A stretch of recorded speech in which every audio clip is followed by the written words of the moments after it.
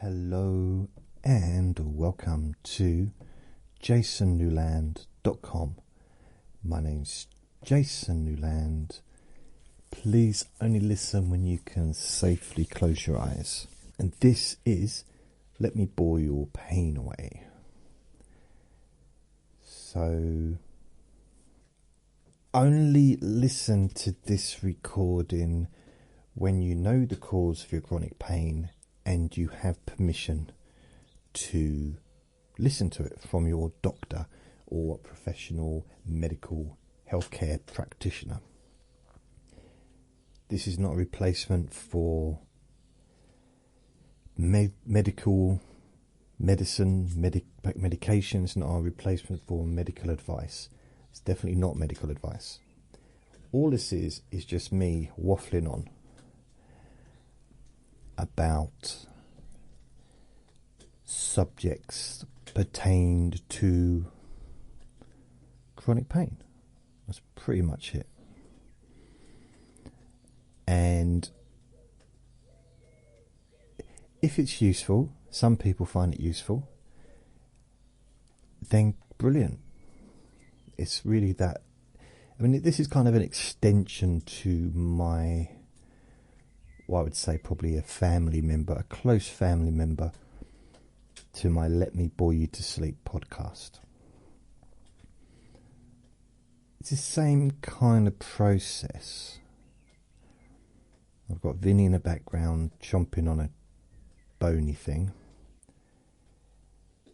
There may be background sounds. I mean, there probably will be, because downstairs are still having their bathroom fitted. They've been doing it for about 17 years now. And sometimes I exaggerate, but I never have done so far. Never exaggerated. I never exaggerated about 1,000 times a day. I was thinking, this is one of those recordings that the more you listen, the more benefit you get. Potentially. And it is what it says, like, just, it can be used as a distraction. And I don't know why I'm explaining at the beginning of every recording what the recording is, because I don't do that with the Let Me Bore You to Sleep recordings.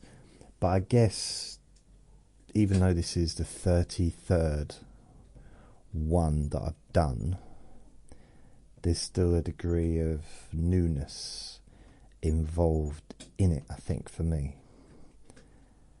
And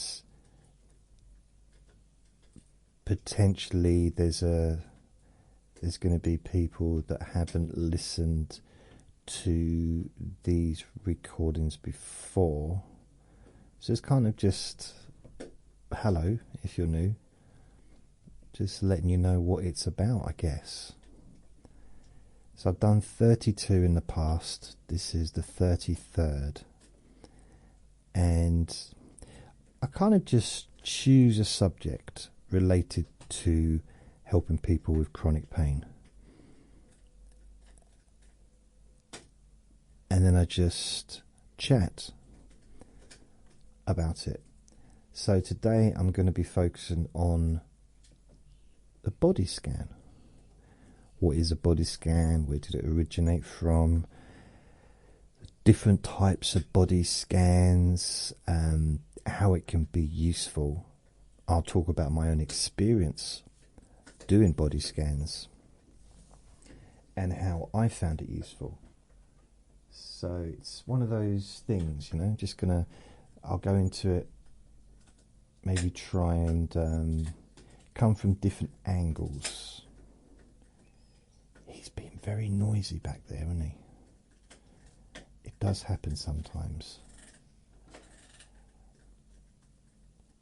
But hey, what can I do? He's a little sausage. Oh, I said the word sausage.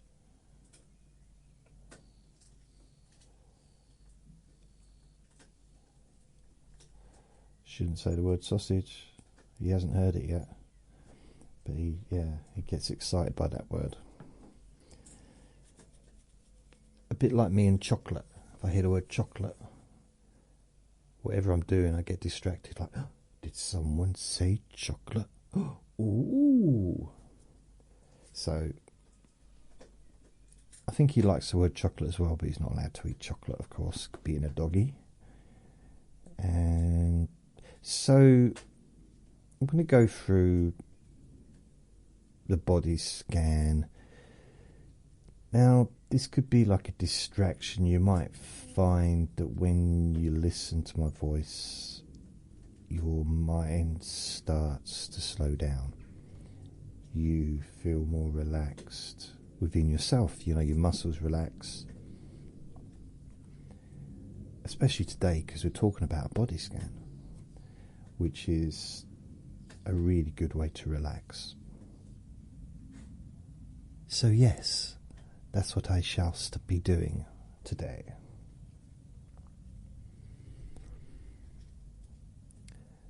So what is a body scan? I guess not everyone's going to know what it is. I did the body scan long before I learnt what it was. I didn't know it was called a body scan. And I found out when I started going to a Buddhist centre in 2000, I think it was November 2002, roughly. And it was a Wednesday night. I was going through a lot of panic at the time. I was having anxiety attacks. I didn't really know what they were. I mean, I had been to the doctor and he told me what they were, but I just didn't. It was just beyond my comprehension what was going on. It just didn't. It was weird. Beyond weird. I just didn't know what to do with this new, thing that's popped up. And I kind of thought to myself, maybe I need to learn to relax. I need to do something physical, I need to be proactive. It kind of sounds weird, doesn't it? To relax proactively. It's almost like you'd think relaxation would be just really easy, which I find it to be now. Perhaps back then not so much. So I went along to this group, this Buddhist centre. There's a bunch of people in there, and I didn't feel at all relaxed because I was around all these new people, very friendly, but still didn't know anyone. The meditation that we did was mindfulness. No, it was mindfulness of breathing.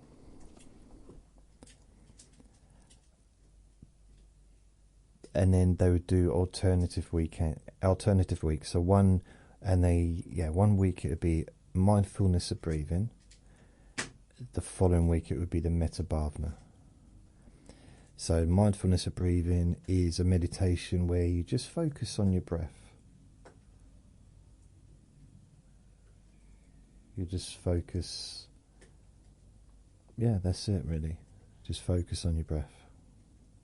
Don't try and control it, you just focus on it. I found that the easiest one to do. My throat's going weird today, I need some water. So I did find the mindfulness of breathing the more simpler one. The metta bhavana was, again, it was in stages, but it was focusing on sending out well wishes, sending out good feelings towards people. And I struggled with that one, I'll be honest, I did. I struggled with that one.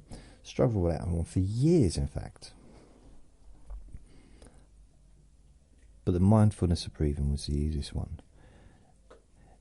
But before every meditation, the meditation teacher would do a body scan, which was almost my favourite part.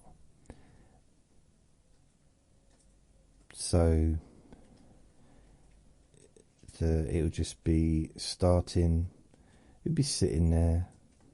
Some people would be lying down if they got physical stuff. If they can't sit. Some people would be on a cushion. There'd be people on chairs. Just whatever's most comfortable. And I would, the meditation teacher would focus on just basically starting to the top of the head and just moving down to the feet. But not asking us to relax, not asking you to relax your forehead or your eyes, but just to focus on the different parts. Notice how they feel and accepting how the different parts of your body feel, which I guess may in some circumstances seem almost alien. And it did to me in some ways, to accept something that you perhaps don't like. So for example, I'm just trying to think, if I had like a knee, when I first got there, I tried to meditate sitting on cushions, which was painful. I gave it up after about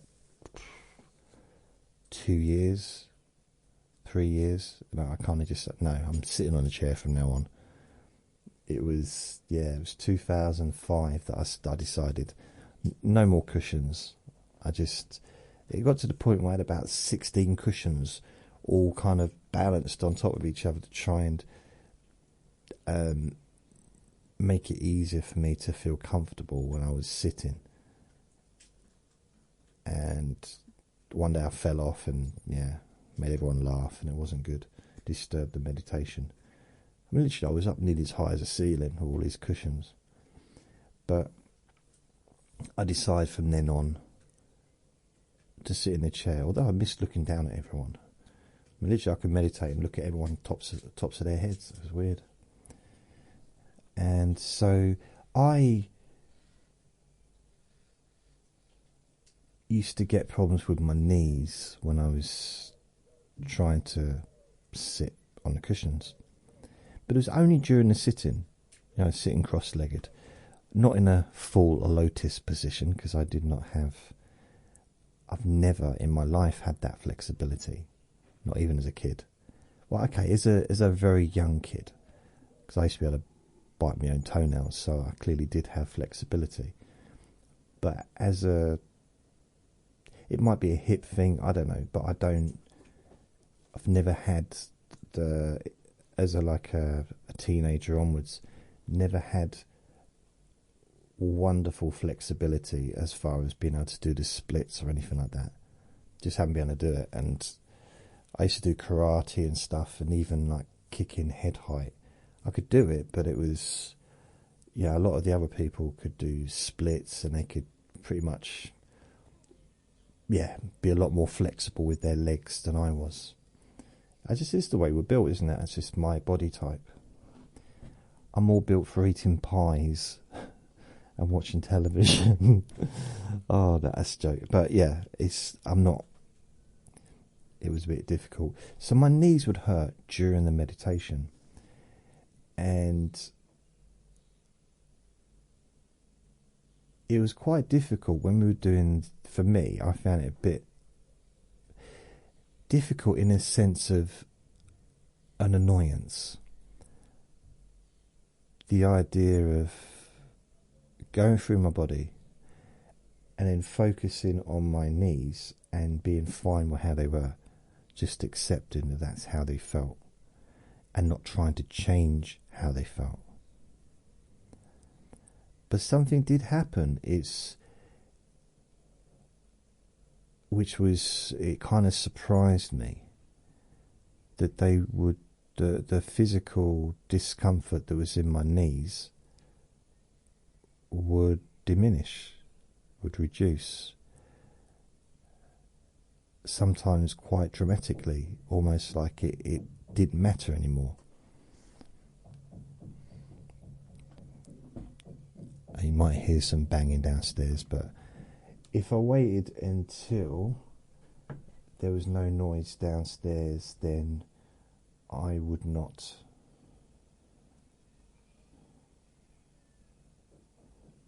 Well, I wouldn't be doing any recordings, to be fair. So that's not, it's not much use. I'd have to wait until 5 o'clock, 4 or 5 before I could do a recording. And, it's 11 o'clock in the morning, in the afternoon. It's 11 o'clock in the morning. And I want to do something useful, so here I am. If the noise is annoying, then just turn off. And there's other things. I've got so many recordings that don't have hammering. I don't have someone with a hammer downstairs banging, so that isn't my normal background sound.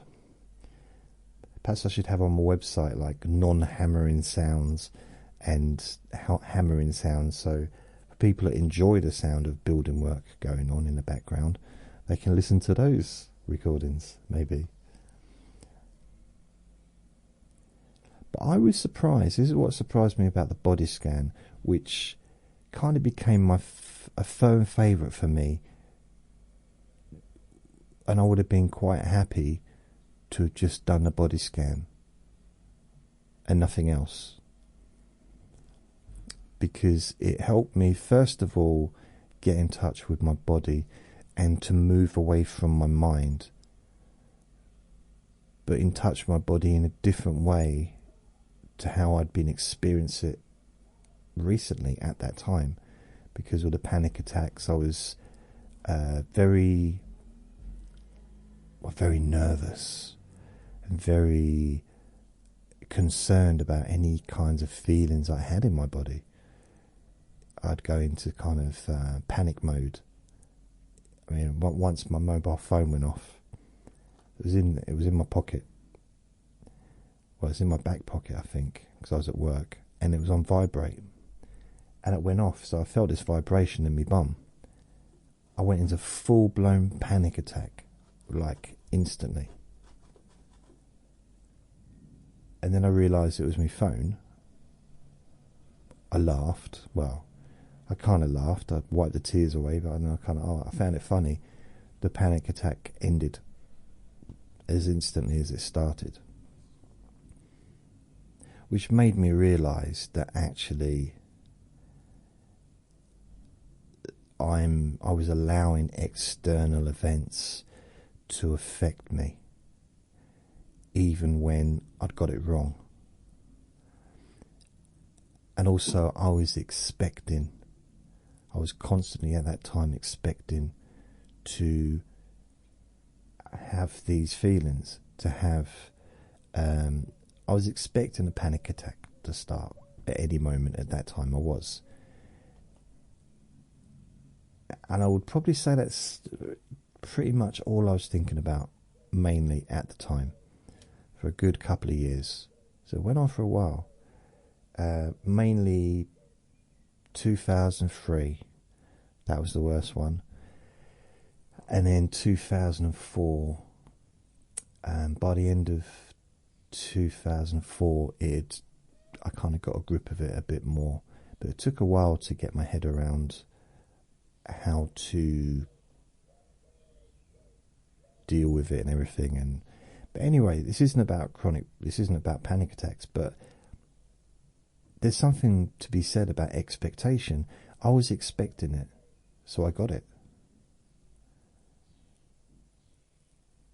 And then it started, something in my mind kind of thought, what if I expect something different then? What if I expect to feel good? What if I expect to feel relaxed? Because I was kind of, those ships in the old days, and they have someone in what is it, the peephole or whatever, you know, they'd be right in the crow's nest. That's what it is, isn't it? They'd have someone in the crow's nest with binoculars or with a telescope looking around. That's almost like I had that constantly, someone looking, a part of my brain looking for the next panicky moment. And, you know, if you're looking out, I suppose if a ship's already been attacked by another ship and managed to survive and got away, so the person in the crow's nest is going to be looking out for ships in a really serious way. So everything they see is a potential ship. So they might just see, it might be a whale jumping out of the water, and they might think, ship, it's a ship. All ahoy! I don't know what. They're turned into pirates now, so apparently they're pirates. But it's kind of, it's that expectation. And I've known people, I'm sure you've probably known people as well, that tend to fear the worst. They expect, well, some people are proud of that, aren't they? I expect the worst, therefore I'm never disappointed. You must have heard people say that in the past. I know I have. And I understand the concept, but it's very negative. And someone that expects the worst all the time are more than likely going to get the worst. And even if they don't get the worst, they're possibly going to experience it as being the worst. If they're expecting disappointment and expecting negativity, that might be all they're going to see. You know, I saw this YouTube video. I mean, it might have been a skit. It might, it might not have been real or anything. But this woman buys her daughter a car, and it's like a BMW or something. And the daughter, it's in America, so the daughter's about 17, maybe 16, because you can drive quite early in America compared to where I live. And the daughter is having a go at the mum. So the mum's got a birthday present for her daughter. Maybe, I think it was like her 17th birthday. And the daughter starts having a go, saying it's the wrong colour. It's the wrong colour. Yeah, and oh yeah, because it was an electric car. She didn't want an electric car. It was one of the famous electric cars. I forget what they're called. He said, "No, I don't want one of them. I want a BMW. That's it. I want a BMW." But this is better than a BMW. I want a BMW. This is more expensive than a BMW. I want a BMW. And it's the wrong colour. And it looked quite real, to be fair, based on how the mother was responding. Because it was, yeah, I mean, it might have just been scripted kind of comedy video. I couldn't tell you. But I've known people that have been like that. Not on that extent. I've not known anyone to like get angry because they got a car. That, I mean, I don't drive, but I would still be happy if someone bought me a car, just for the fact that what an amazing gift, and someone would go to that effort to do that, even if I couldn't drive, which I can't. But it's, it's like, what an amazing. How can you not have gratitude for that? Wow. I remember, years ago, I got some, what was it? It was Iceland. So I used to go to Iceland a lot. This is the shop, the supermarket.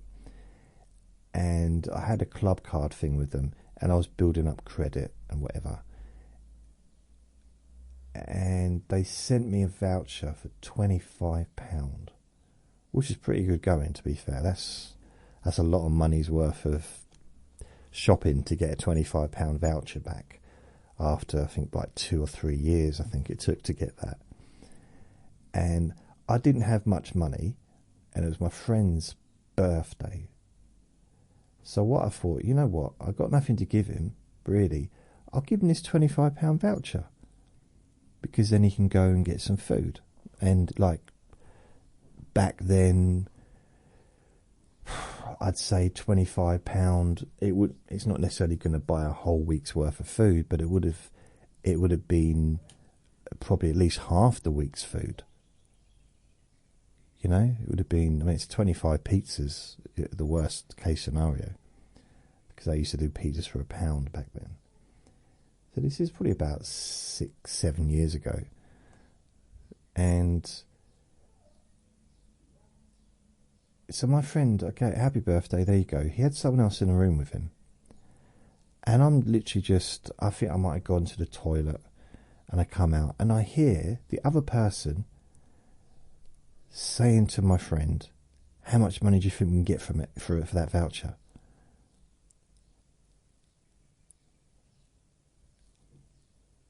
So they were looking, I don't know, my friend, I think if I hadn't been there, my friend might have gone for it as well, I don't know.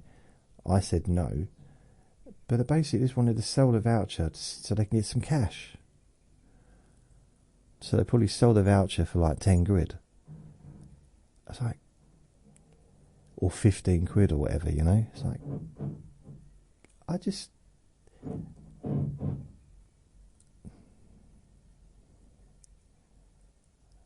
I found it unbelievable, even now, because I'm still talking about it. I think gratitude, I don't know. Anyway, expectation. It's easy to be disappointed if we expect to be disappointed. You know, if with that attitude,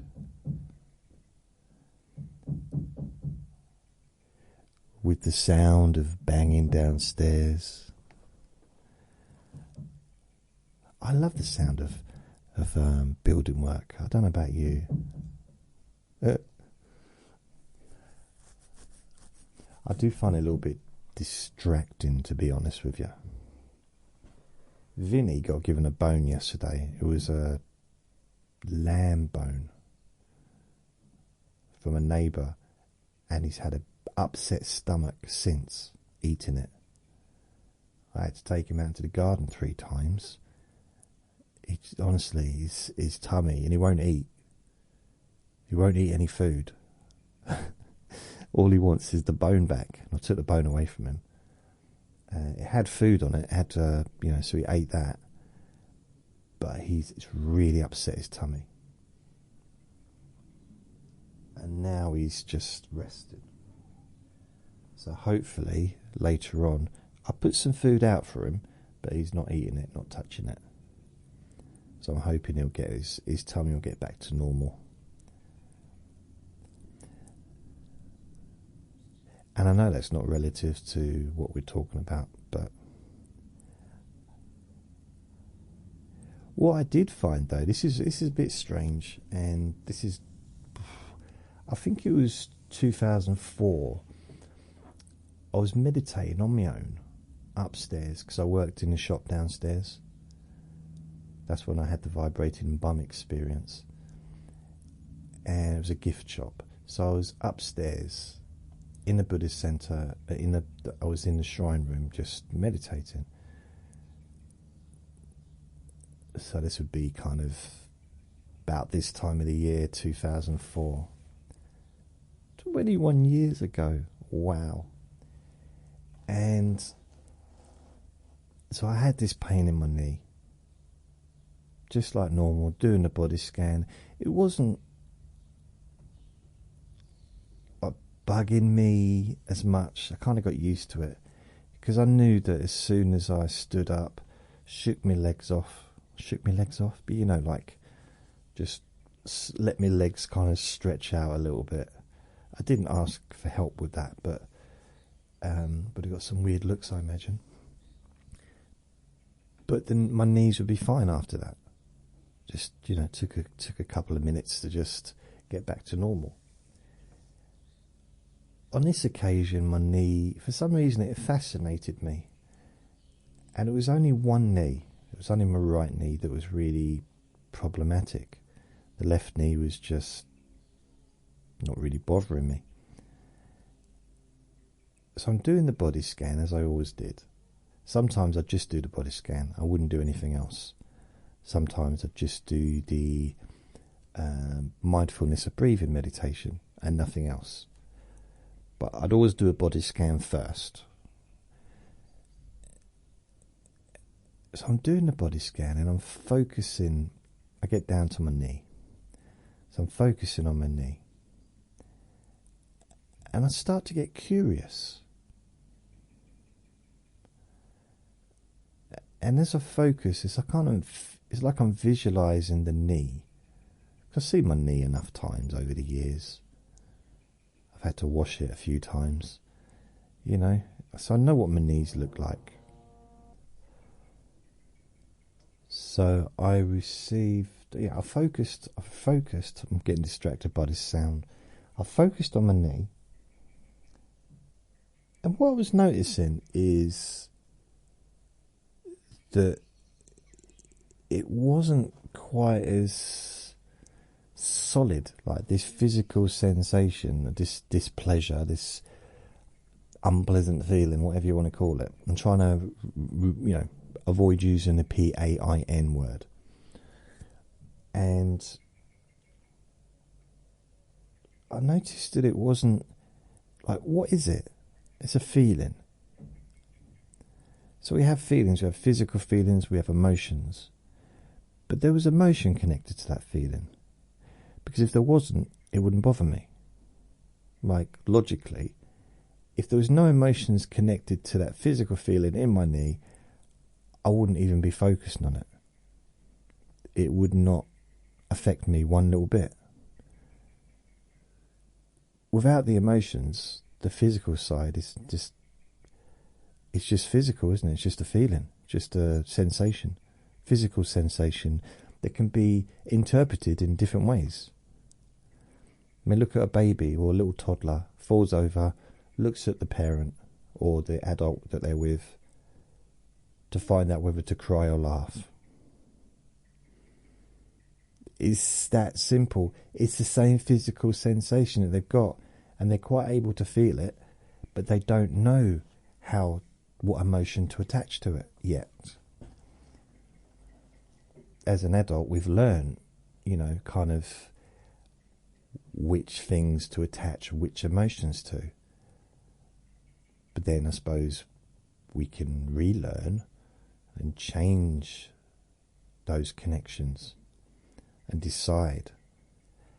And maybe, maybe turn back the time to getting in touch with that toddler's brain in that moment and thinking you can look down at that part of your body, or you can look at it as a toddler would look at it. Is it dangerous or not? Is it a danger signal or not a danger signal? Or is it just a feeling?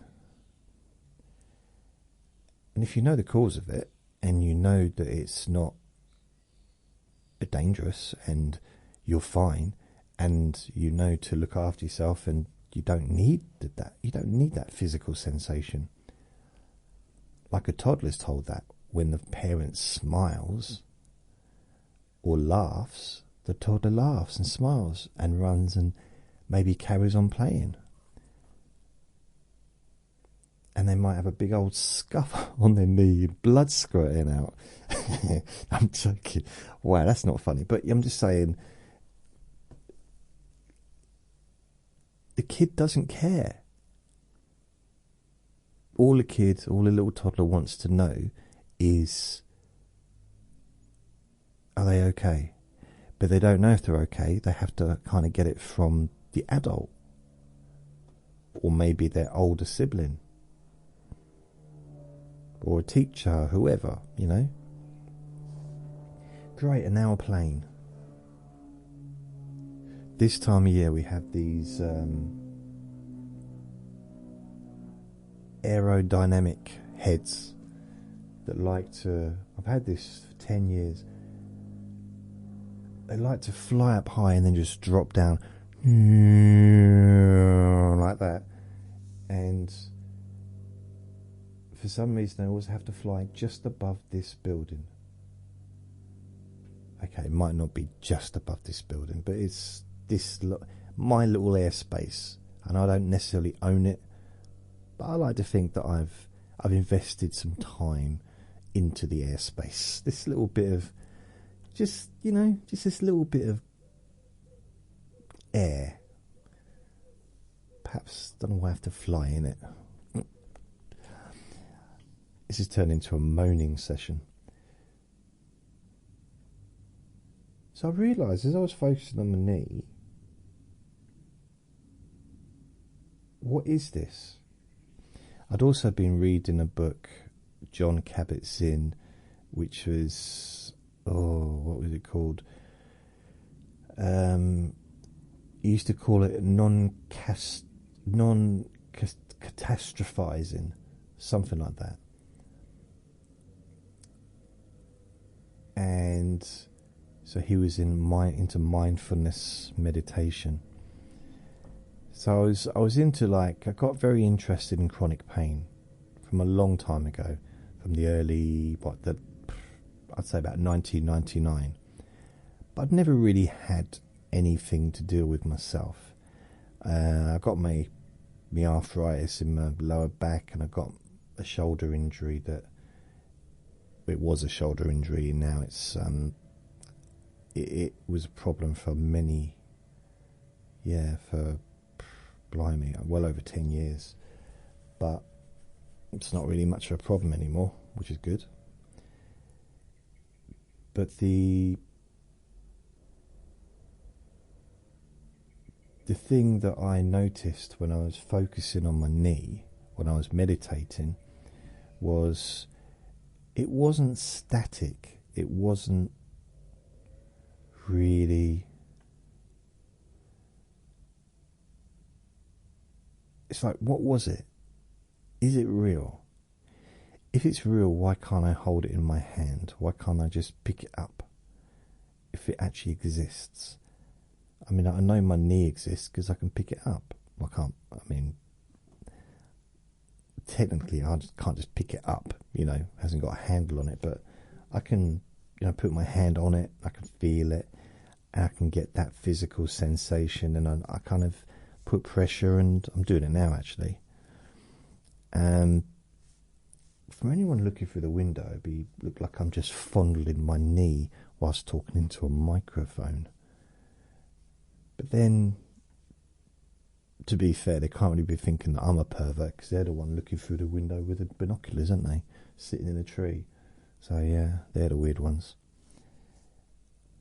But I noticed that not all of it was uncomfortable. Not all of it was unpleasant. There was different sensations. The more I focused on the knee, I realised that parts of the knee felt fine. It's like part of your body feels fine.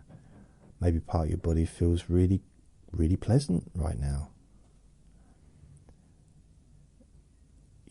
Listening to my voice, my boring, squeaky voice, maybe it sets off a sense of calmness, comfort. Especially if you listen to me regularly. Something happens, I don't quite know what it is. My superpower of being just tediously boring with all my pointless stories, maybe, I don't know. And it seems to have the effect of slowing down the mind, the thoughts, relaxing your body, and because there's a place, I think, in your mind, I can kind of get in touch with it if I close my eyes and I look up a little bit with my eyes closed, and there's a certain feeling that it's very kind of serene. It's almost like maybe like a cloud of safety, or like a bubble, or a room, or a cave, something where everything is left behind. you could just step into this or step onto that cloud, and even the man with a hammer downstairs doesn't affect it. Things that maybe bothered you before don't seem to matter anymore when you're in that state of comfort and calmness, looseness. So I noticed that I kind of got into that zone a bit, and I started focusing on my knee. And I've also noticed that Vinny's staring at me. He's literally staring at me. He's looking at my knee. That's weird. He's trying to catch a fly. A fly's been tormenting him for the last 2 days. I don't know if it's the same one, because I've got the window open, so another one might come in to join it. Perhaps they're having a party. And I started focusing on my knee, focusing on the different areas, realizing that it wasn't my knee, it was part of my knee. And even then, it was different parts felt differently, had different physical sensations. So what I did is I decided to focus on the strongest feeling, which was unpleasant, the most unpleasant feeling I could focus on, and focusing on that, just that part. I kind of had this question in my mind: where is it? Where is it? The whole idea of, like, can I hold it in my hand? Well, no. Well, where is it then? Knowing, as we all do, that all physical sensations are created by our brains, so we know that. So technically, it's not coming from the knee, it's coming from the brain. So the brain, at the time I didn't realise that the brain was interpreting that feeling like as a kind of a danger signal. So therefore needed to have that physical sensation as a warning to me. But in reality, I was just meditating. Vinny's now farted. Now, I'm not surprised because he's had a bad stomach, but that is something else. Either he's farted or someone's spraying the fields, spraying the crops in the local fields, because that is... Whew. But he seems calm, so it's good. I just want him to be better, feel a bit better inside. He seems very relaxed now, which is nice. A little bit concerned because he's sitting on my foot. I'm focusing on this part of my knee, thinking, okay, so I know that there's no reason to have that. I know that, yeah, there's no warning, there's no real reason, there's no benefit to it, logically. So I'm focusing on it, and I'm thinking, okay, where is it then? And I was repeating that to myself, where is it? Where is this feeling? Where is it? And something strange happened. It started to move. It started almost like it was trying to hide from me, which was weird. So I focused even more. And it was moving again. Still within my knee, but kind of moving around. So I followed it. And I kept following it. And every time I followed it, it's almost like it was taking me somewhere. And I was following it, going deeper and deeper. And I came to this point where it wasn't there. And my knee felt fine. There was no just a normal feeling in my knee. Just felt absolutely fine, as it normally would do. And I could not figure that out. It seemed so unusual. Where's it gone? I knew I didn't need it. You know you don't need it, but where's it gone? Because, as we know, it's obvious, isn't it? If you know the cause and you realise that it's not necessary anymore,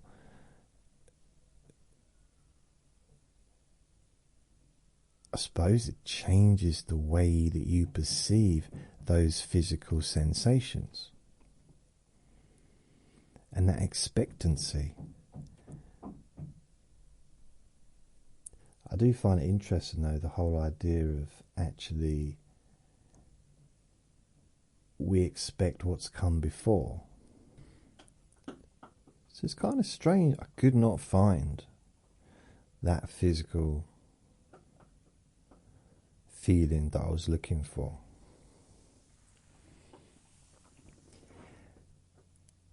And I thought for a second, I've discovered something magical.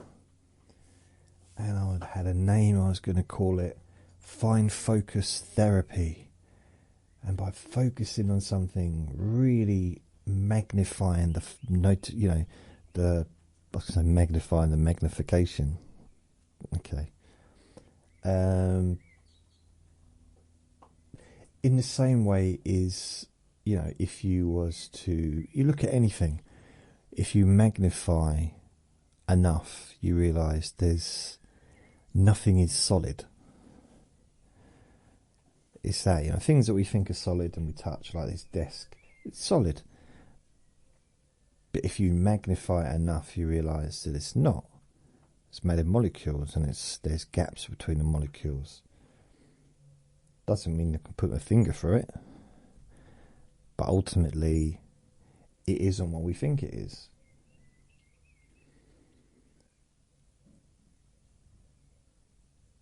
And that physical sensation isn't what I thought it was. And once I realised that, it changed something in your brain where you start to realise that actually,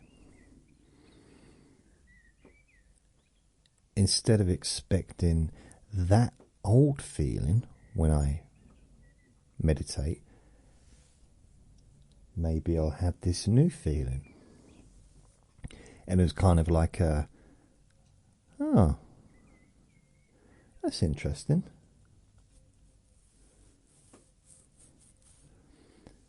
And then I fell off my cushions because they were like 16 high, and that's when I hurt my shoulder. Oh dear. No, that's not true.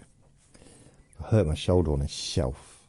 I literally stood up and banged it on a shelf. It was ridiculous. That was just weird. But hey.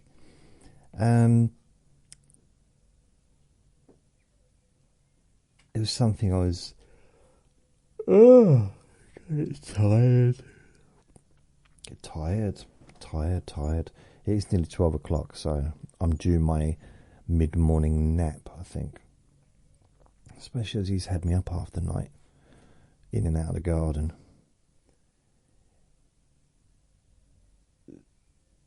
He's very good. He's such a good boy, though, really. See, he'll wait. He's so patient. And, I wouldn't even care if he had an accident indoors. It's not his fault. But he won't. He holds it in. He just won't do that. And he's just, he's so good, really. I mean, he had a couple of accidents when I first got him because he got so excited that he kind of weed a little bit. And then another time, I didn't know why he was waiting by the door, because he was doing that as soon as he moved in, moved, you know, because he like was waiting for his previous owner to come and get him, I guess. So he was waiting by the door, but I didn't realise he was waiting because he needed the toilet. But once I realised that, you know, it's kind of about getting in sync, I suppose, a little bit.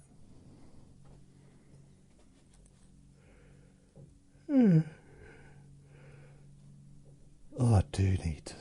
I need to have a little lie down. So I've not really gone into like the body scan, but I have, in the sense of the body scan led me to discover a way to focus. It's like a different kind of focus. It's like focusing, but not focusing necessarily with your thoughts, more focusing just on how you feel. So it's kind of almost like you're moving away from your brain, from your mind to your body. And by accepting how your body feels, all the different parts, something seems to change. I mean, a body scan is brilliant for, well, in my opinion, not just my opinion, but brilliant for calming the mind, for de-stressing the body and the mind, for relaxing, for helping with, you know, things like anxiety, tension, stress, and also mindfulness is used to help people with chronic pain as well. So I went to this thing, I think it was 2000 might have been 2006, maybe 2005, but I think it was 2006. I went to it was a Buddhist meditation thing. So let me have a look. Mindfulness, Buddhist. I'm trying to see what it's called because I went to it. It's a training course. Buddhist chronic pain meditation course.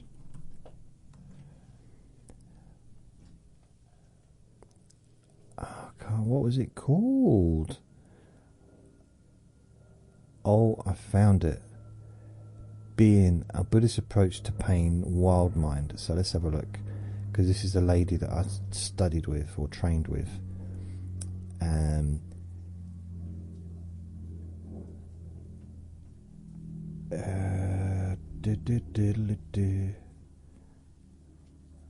Wait, I can't find where is.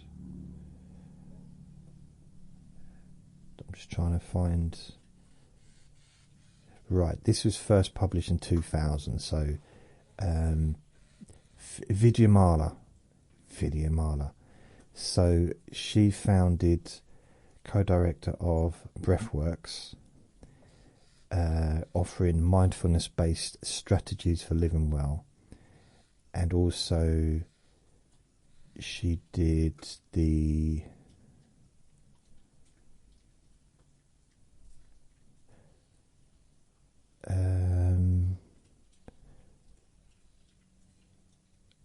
yeah, it was a chronic pain.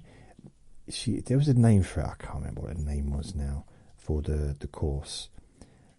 But I did it. So I did it like 2005, 2006, and it was very, very much based on the body scan, very much based on mindfulness and meditation, but not trying to control the mind, not trying to control the physical sensations, not trying to control the body, but acceptance. You know, being with how you feel and realizing that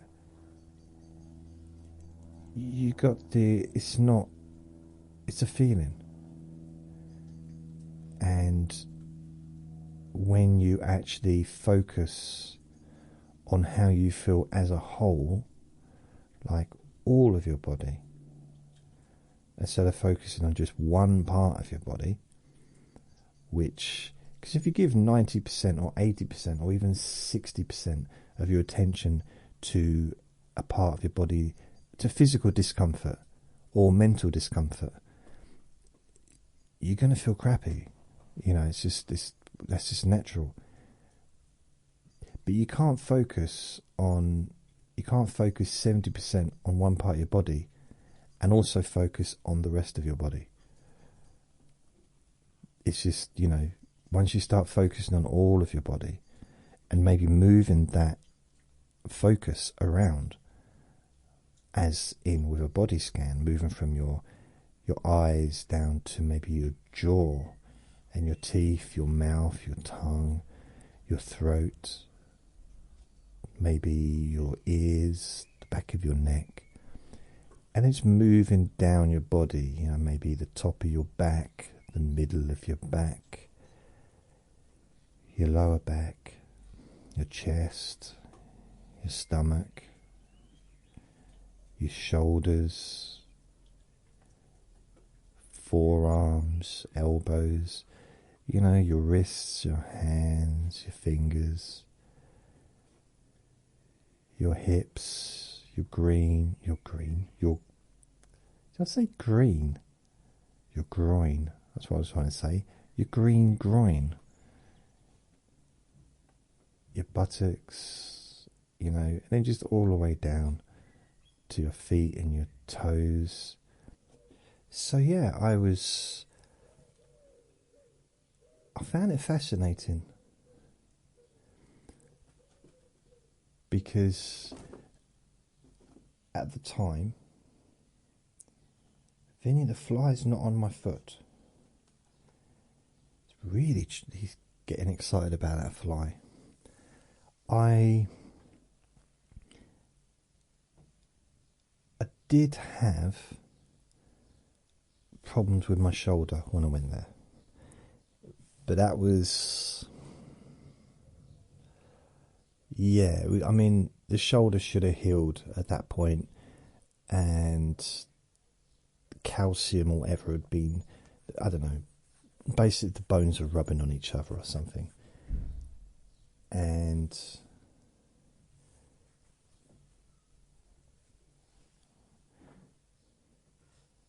what was I going to say? There's people slamming their doors. There's a lot of noise out here today. What I'm interested in is, where's my phone gone? I had a phone when I came. It's disappeared. So it's amazing. I found it really good. The body scan is, I started doing it in my own time at home because, you know, once a week wasn't enough. I started doing it because I found it calmed your mind, calms your mind, and that's what I did it. And that's what I needed at the time. But then when you calm your mind, you also calm your body. You relax your mind, you relax your body. You relax your body, you relax your mind. And that's something I discovered quite early on when I was doing free pain relief with people in 2006. Sometimes it was just relaxing them, and it halved the physical discomfort, if not more, just by simply talking them through a body scan and relaxation, without any kind of hypnotic stuff, no suggestions, just simply relaxing.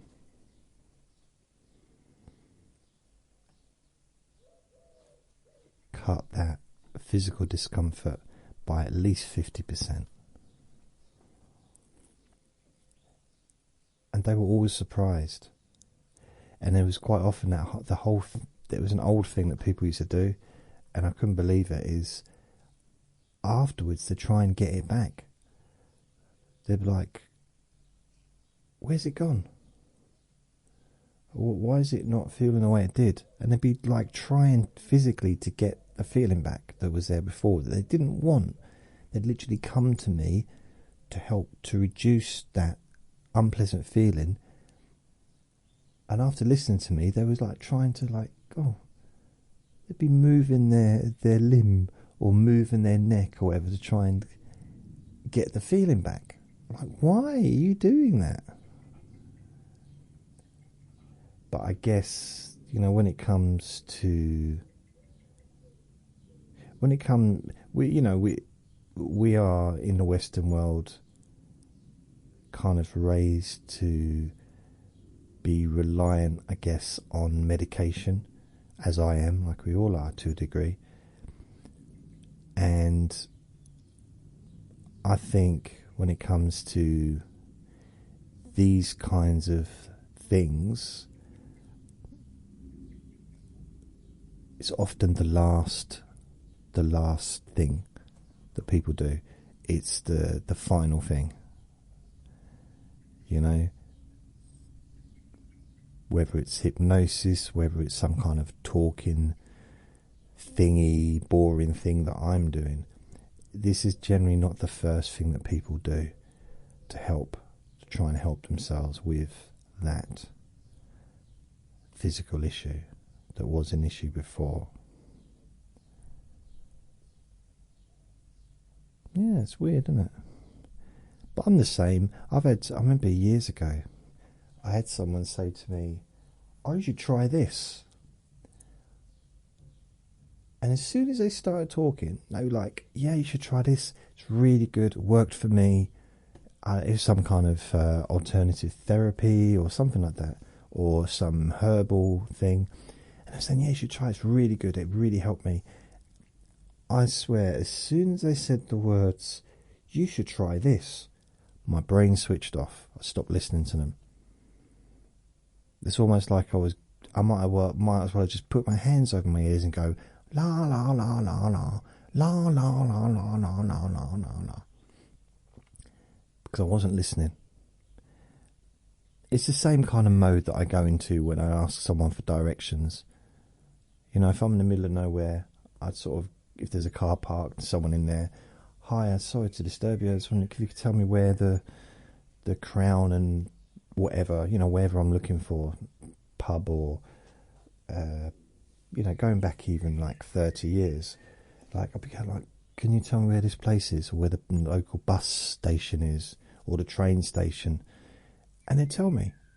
And as soon as they said, "Well, if you go," and they'd point, and I would literally internally be going, blah, blah, blah, blah, blah, la, la, la, la, la, la, la. I just wouldn't listen. But I needed that information. It was useful. It's useful information that can have in the moment, it's important. but I just la, la, la, la, la, la, la. I didn't even know I was doing it. I don't know why I was doing it. Didn't know why I was doing it. And I'd walk away like, I think sometimes they call up and say, "No, that way. You're going the wrong way." I said, "Oh, sorry." I get my luck. When you point left, I just tend to go right. And he said, "I wasn't pointing left. I was pointing ahead. It's not left or right. It's straight ahead." I said, "You know what I mean." "No, I don't." So yeah, it's not always easy to reach people, as I'm not always being easy to reach. But sometimes with something like this, a recording where you just got some strange English weird man just babbling on, sometimes it can actually have an effect. And you won't know why, you may not care why, and you might have been going la la la la as soon as I started talking. But then you may notice now or at the end of the recording that you feel differently. Something's changed. And a lot of people will probably think, like, don't understand what's changed, what's happened, why do I feel different? Won't give me any credit. even though the fact that you've been listening to me for an hour, my nan did that. Seriously, my own nan, the most important person in my life, she had osteoporosis. So I went and did this. I talked to her for about an hour to help her to relieve that physical discomfort.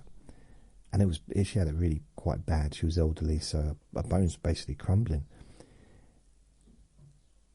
So at the end of it, she was like, "Oh, that feels nice. I can lift my arm." She could never lift her arm above her head normally, but she's like, "I can lift my arm. That's weird." Oh, and she said, and then first of all, she tries to get it back, of course, like she was trying to get the feeling back. Like, what are you doing then? I don't know. I don't understand why. Where's it gone? I'm going to look for it now. It's like, no, don't look for it. And you know what she said? Must have been the sun. The sun must have been shining on my shoulder, so it's warmed it up. That's why it feels better.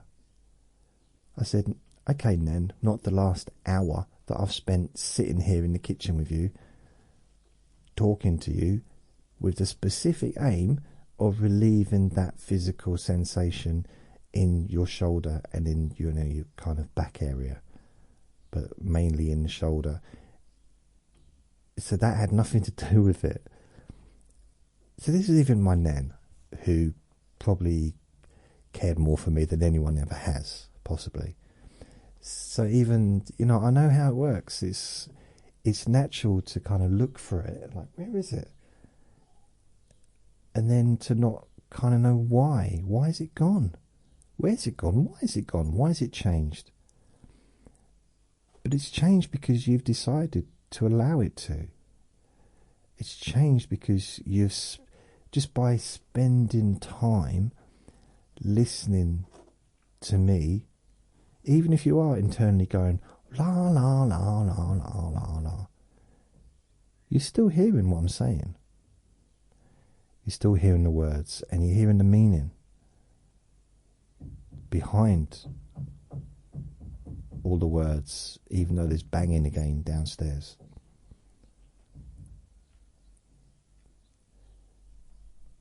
So this wasn't necessarily a great description of the body scan, thinking about it.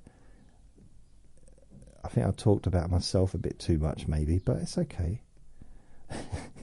Trust me, it's okay. So I'm going to go. Thank you for listening. Let me know how you get on. This might seem a bit chaotic, a bit weird, a bit strange. How do you feel? That is the tester. Do you feel more relaxed? Do you feel more comfortable than you did before? That's the only thing that matters. Let me know. So thank you for listening. Remember to be kind to yourself, because you do deserve to be happy. And be gentle with yourself, because you deserve to feel safe. Lots of love. Bye.